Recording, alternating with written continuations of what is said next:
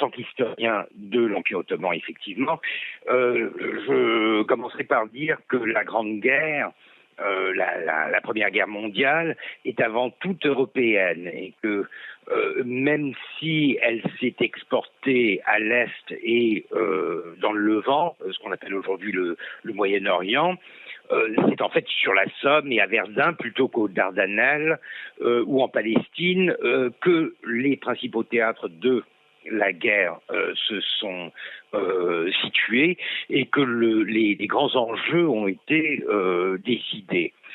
Dès lors, il faut, je pense, reconnaître une certaine marginalité des événements du Levant, du moins dans la perspective de la guerre elle-même. Mais en revanche,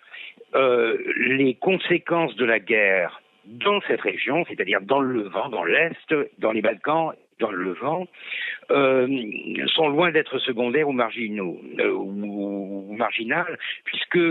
cette région, le Levant encore une fois, finira par être complètement reconfigurée, voire même réinventée entre 1918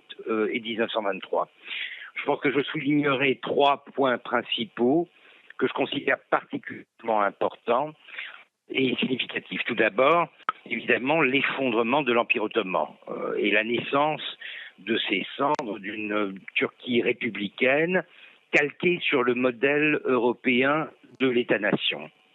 C'est ainsi que disparaît le dernier exemple d'un empire pluriethnique et pluriconfessionnel dont les chances de survie avaient déjà été sérieusement entamées à la fin du XIXe siècle.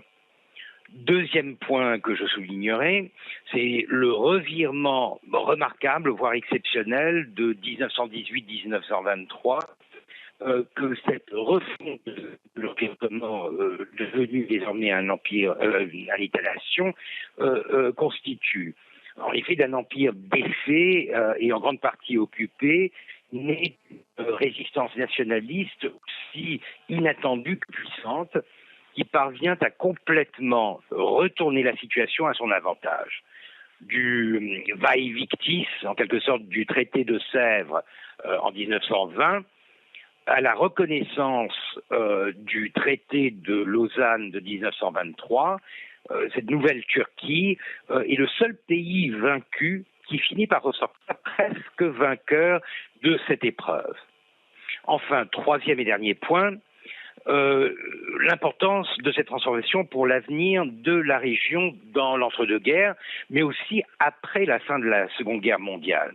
La Turquie de 1923 est un des rares exemples d'un État-nation indépendant, fondé sur une population et un passé islamique, considérés en fait comme voués à une tutelle coloniale ou mandataire. C'est ce qui explique que la Turquie ait voulu jouer la carte de la laïcité, du moins en théorie, du moins sur le papier, de manière à devenir en quelque sorte l'élève modèle de la modernité occidentale. Et nous sommes arrivés aujourd'hui à un tournant de l'histoire où justement c'est ce rôle-là qui est remis en question tant par l'Occident que par la Turquie elle-même, et c'est ce qui rend, je crois, cette période et ses conséquences extrêmement intéressantes du point de vue de l'historien, encore une fois, de la région et de l'Empire ottoman.